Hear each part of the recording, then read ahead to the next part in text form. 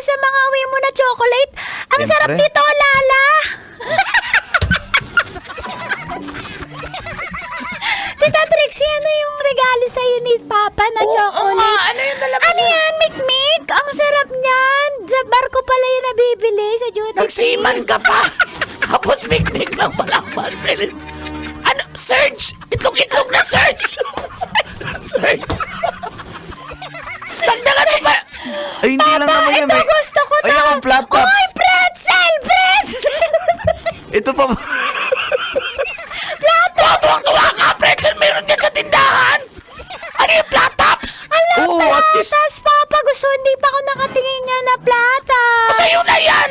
Ba't ka galit, tita? Ikaw na nga yung inuwian. Turingan pang siman tong tatay mo. Nagdala ng mga chocolate. Nabibili lang naman dyan. Ano po ito na...